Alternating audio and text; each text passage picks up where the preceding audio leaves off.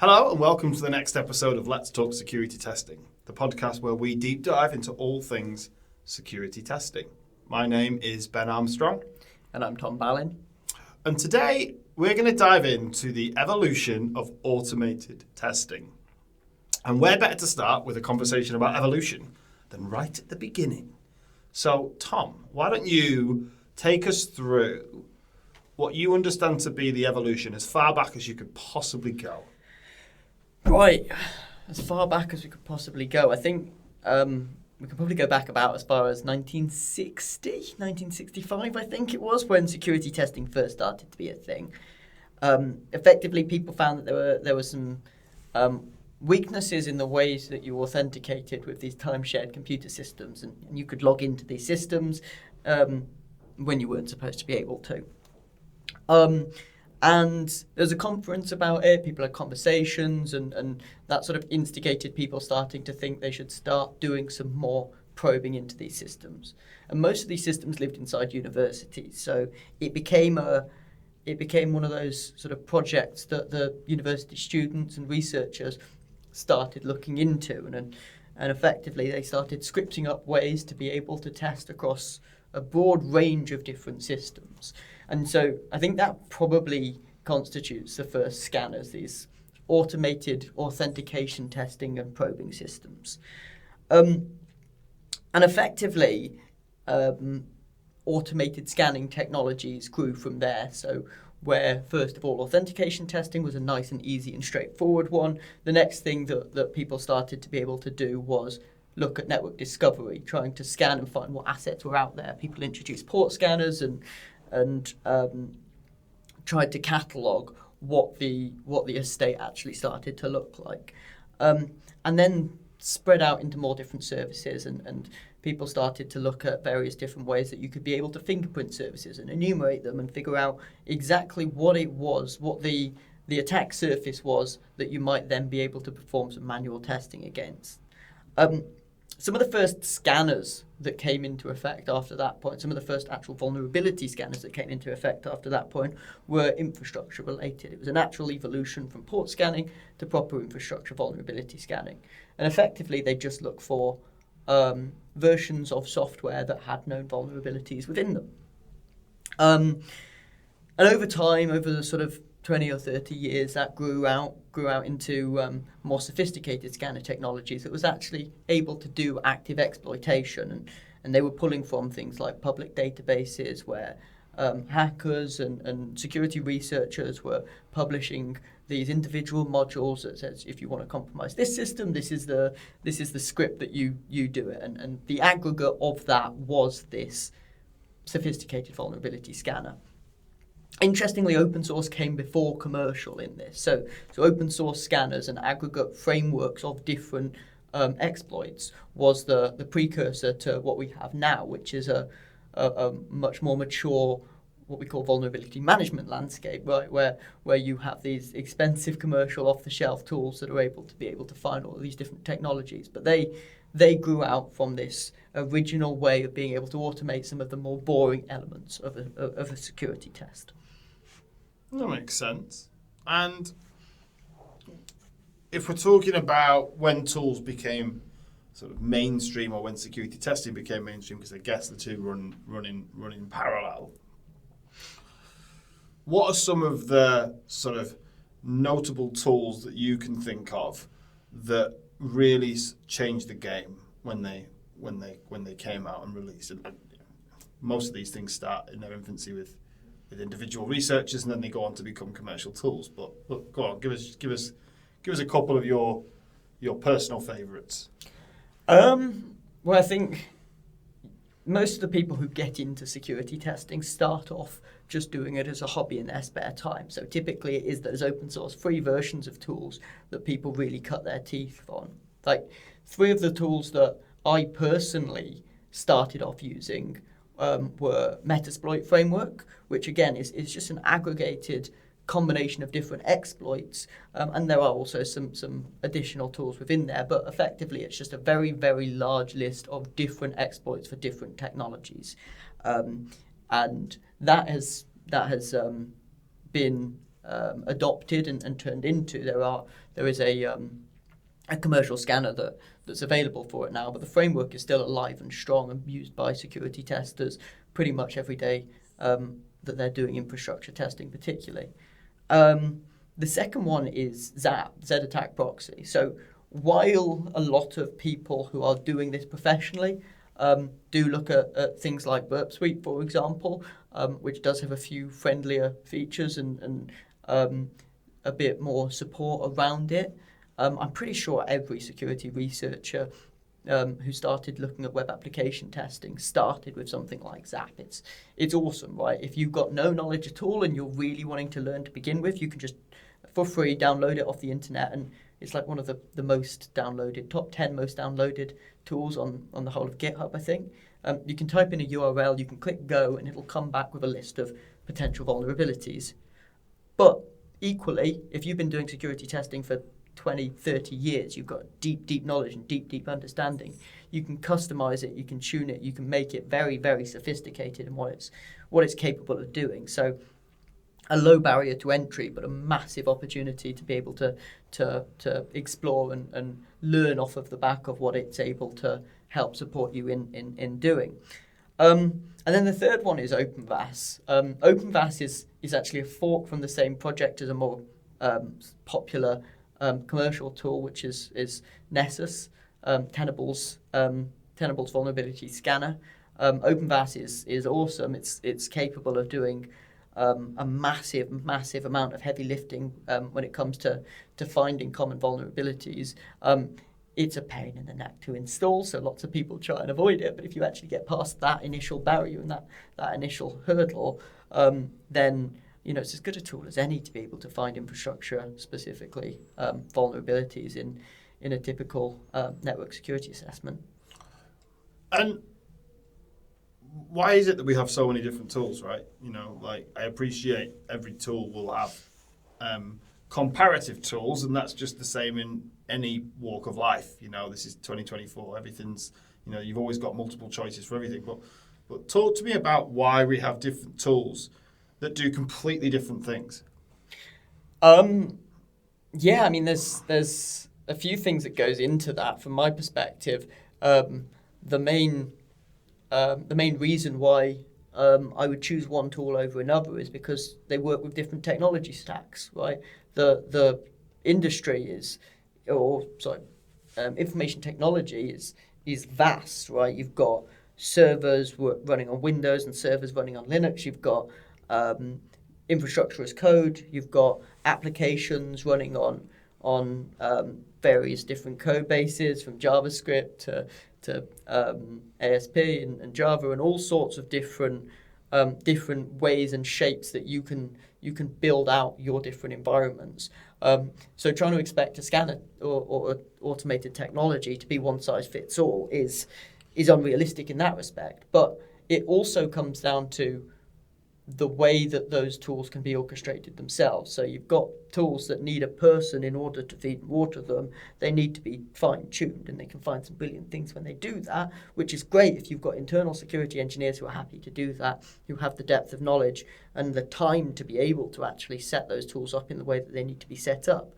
But you also need tools that effectively are just sort of point and click, and you can just set it to repeat, and it's a very, very simple scheduling process that produces a bunch of different results. The use case is vast and wide. There are other things as well to factor. So, for instance, a different tool is good at finding things at runtime, a different tool is good at finding things at static code. Some tools produce more false positives but more detailed output, and other tools provide more reliable output. But it all just comes down to the fact that there's not a one-size-fits-all in the way that people build their infrastructure and operate it, and so there can't be a one-size-fits-all in the way that people build and operate their tools as well. Got it. So tools have got pretty good over the last few years, but there are still some pretty old ones that are still in use. You can buy them from vendors, you can open source them. I think that's a pretty good overview. So let's move into what they're really good at. Now, I want you to be really careful here because we're going to discuss what they're bad at soon. So anyone listening, we're we're not just sitting here hyping up tools. We will come on to the problems with them. But let's focus on what they're really good at, because I think they get a lot of stick, and yet people keep buying them, and they're buying them for obvious reasons, right? Two that come off the top of my head straight away are the speed at which they can produce output, and their cost. If we're looking at the alternative, if we're looking at the alternative being nothing, then they're quite expensive. But if we're looking at the alternative being human testers, then obviously they're incredibly cheap. What's your take on that? Are them two valid? Yeah, I think they are. They are valid. There is also repeatability. If you want to understand how you are performing consistently over time, then being able to run the same set of tests reliably, knowing that effectively what you can then start to do is draw that trend line over time, whether it's more vulnerabilities or less vulnerabilities, or even better still, whenever you're making a specific kind of change, being able to orchestrate the same playbook of testing actions over time, and being able to understand how doing this change correlates to these kinds of vulnerabilities is an incredibly powerful way of being able to refine your internal development processes and engineering processes to be able to prevent those vulnerabilities from ever coming about in the first place. Whereas if what you're doing is bringing somebody in once a year to run these tools or to do what manual testing can do, then you're not getting that same level of you're not getting that short feedback loop that actually informs the process. So I think automation is underrated in its ability to just give you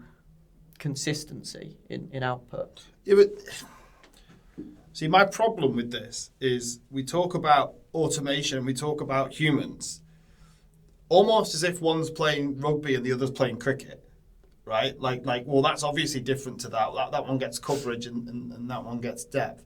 That's not true, though, is it? One isn't playing rugby and the other one isn't playing cricket. They're both doing the same thing. They're both trying to get to the same outcome. And assuming in that, then, they're both doing a hell of a lot of each other's work.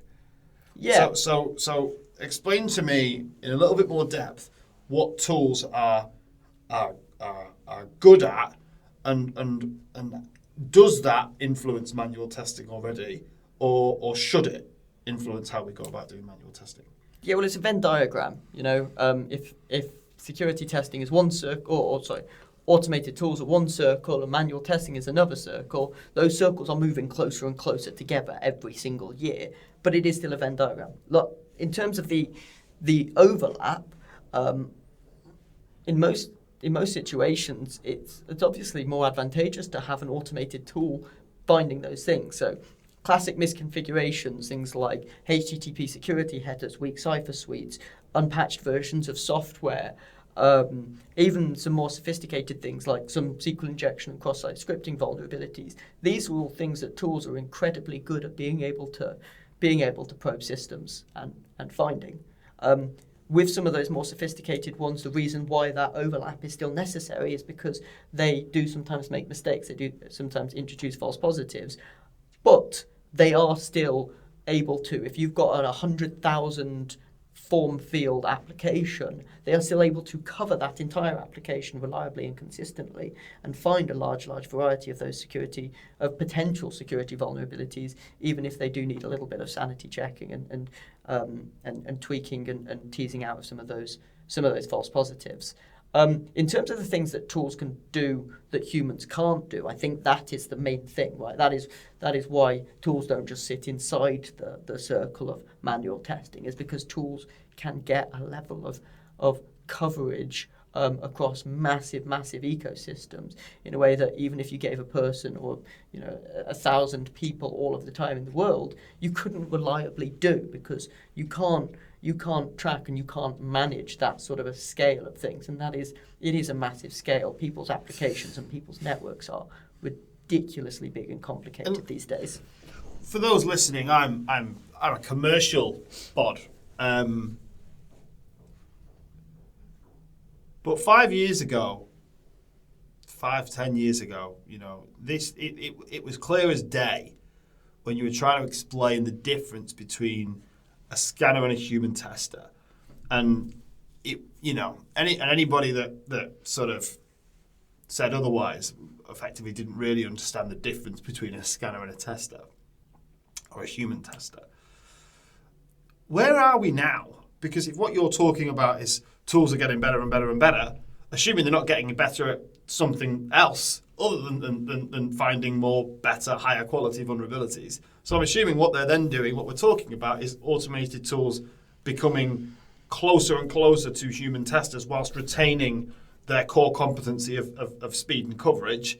They're actually, they might be running a bit faster and they might be getting more coverage, but I'm assuming what we're talking about is them being able to find more and more things that typically would have taken a human to find.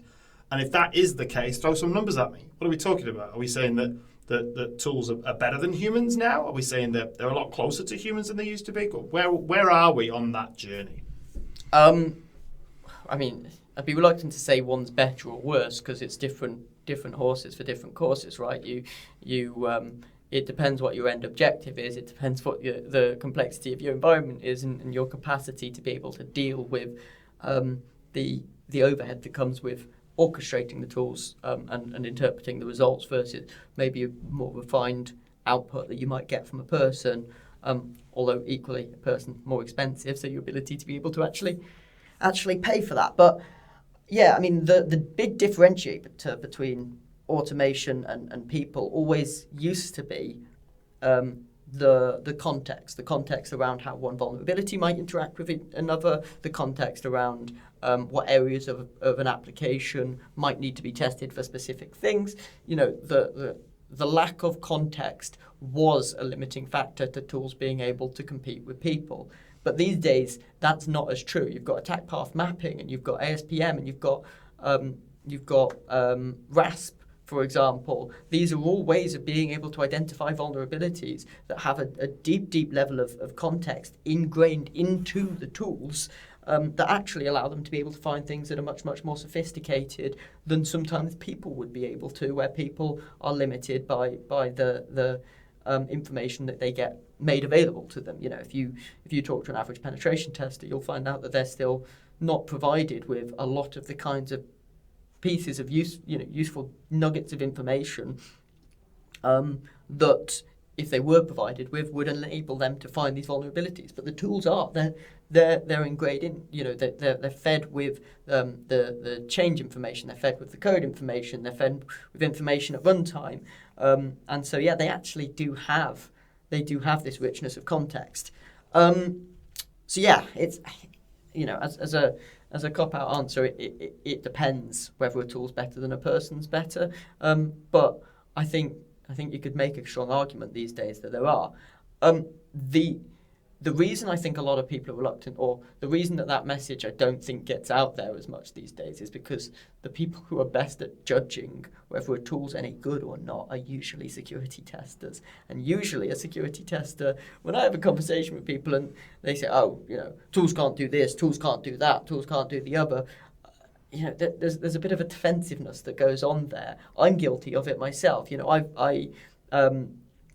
you'd have asked me 2 years ago, I'd have given you a big long list of things that I didn't believe that tools could possibly do. And I think that was mostly because I didn't want to believe that tools could possibly do these things that I thought were so sophisticated and complex that it could only be done by a senior and experienced tester.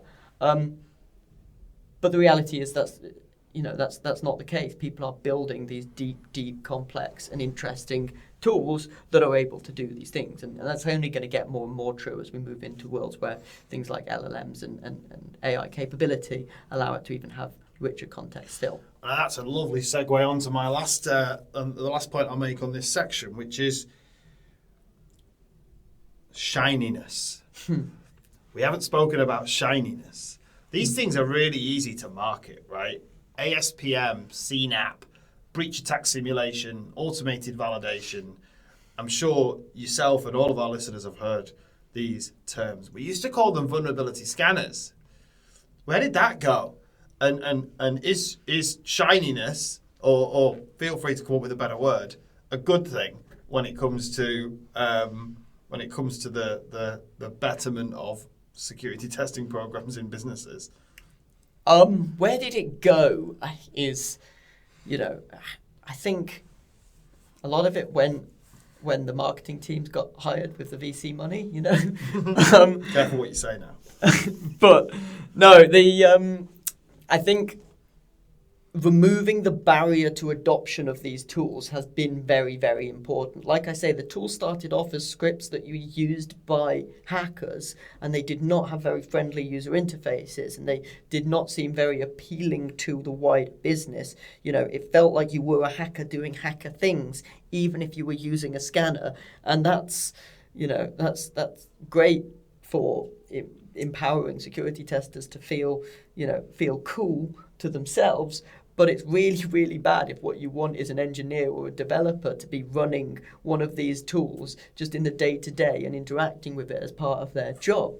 So I think, while making something look shiny and making something look flashy with all these dashboards and all these widgets, shouldn't be the primary objective when you're building one of these tools.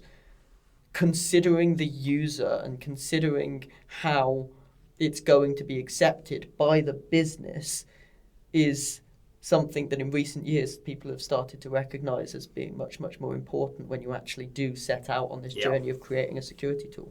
Yeah, no, I couldn't agree more. And whilst I think we do need to go a little bit deeper than calling everything vulnerability scanners, because these things do very, very different jobs. I definitely think that there's a line that we may or we may not have crossed. Final point. Right, let's talk about the problems, because it's not all great, is it? So I think before we talk about the problems, I think let's start with some insight.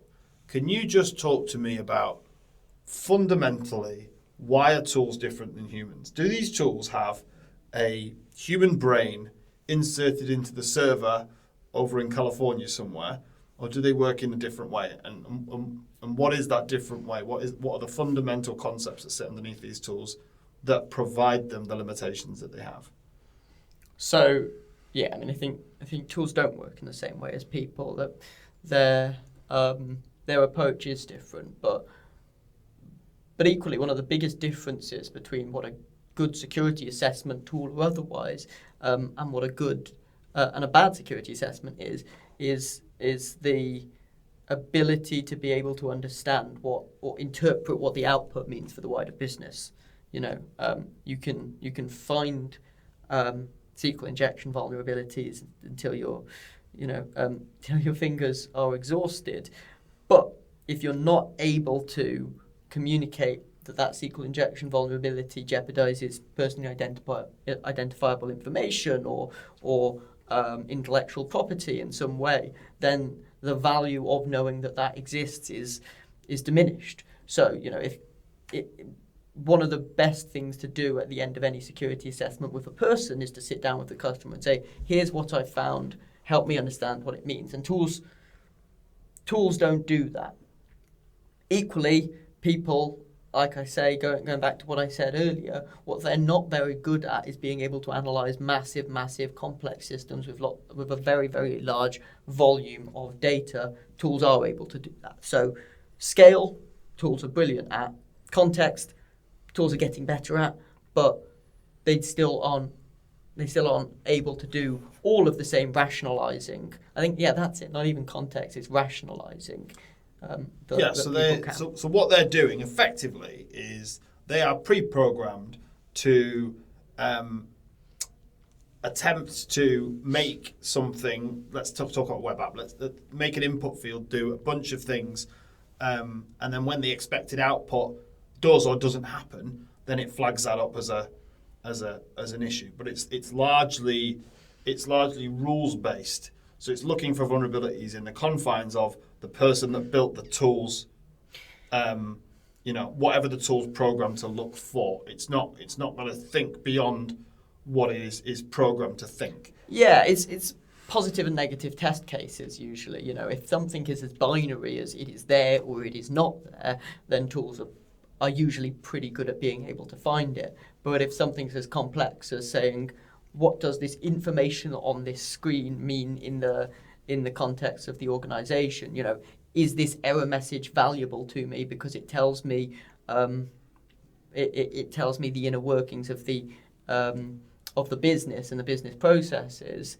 Like I say, tools are getting better at being able to interpret a lot of that, so we've got to be careful about what I say here, because I'm sure there are some shiny tools that are getting incredibly good at this. But nevertheless, where tools have always been stronger is in those true and false test cases. And this is where the false positives happen, and this could infuriate certain people. But what we're really talking about when we say false positives is the tools try to do something. It's not got the expected response. It's got a different response, and it says, "Hey, I've got a different response, and this is this vulnerability." But then more often than not, what can happen is a developer or an engineer can come to check that vulnerability and go to fix it, and go, "What are they talking about? That is expected output to the builder of the product." Mm-hmm. But the tool is seen that as unexpected output, and quite often that's the context piece that we're talking about, right? Is that when tools are built, they're built to generalize, and often when people build their own products, they build them in a very specific way. And what we're trying to do with APIs, and this is not a security thing, by the way, but what we're trying to do with APIs, what we're trying to do with applications, is push the boundaries. We're trying to make them do things they've not done before. And there's lots of different types of software, right? You've got the difference between a brochureware site, you've got a banking application. Look at it, insurance, they can have one page with 500 inputs because you've got to work through these long forms. Lots of these systems are very, very different from one another, and I think this does make it quite difficult to have sort of generic tools. Moving on, because we need to wrap up soon. Quick things, problems with tools. Feeding and watering.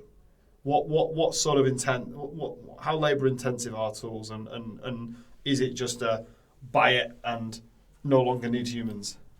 Well, like I said, if you're not doing any scanning or any security testing whatsoever, there is a load of value in downloading a tool like Zap or like OpenVAS, getting it installed, and just clicking go on it. You will get some results out. Some of it will be false positives. Some of it will be really valuable information for you to be able to understand how you're performing. You will not get the most out of those tools, but you will still get a lot. If you do want to get the most out of those tools, there's a lot of feeding and watering that still needs to go on with them. They can be fine-tuned to within an inch, where they are specific to your environment. They've got lots and lots of different users available to them. They're able to filter out a lot of the noise and a lot of the vulnerabilities that couldn't even potentially be there within your environment but might flag up as false positives.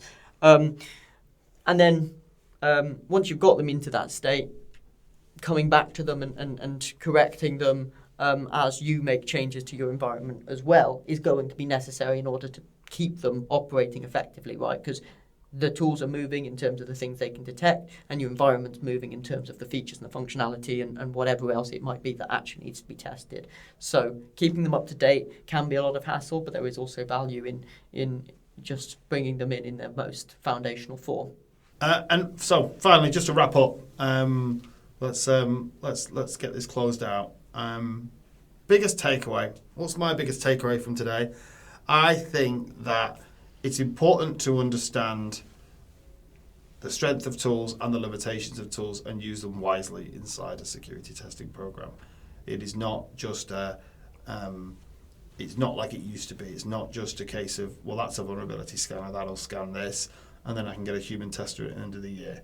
That approach might still work, at SMB or people that are just starting to look at cybersecurity, but there's far too much out there, like too much quality out there, even free quality, like when we've spoken about the open source tools, not to be putting together a robust security testing program.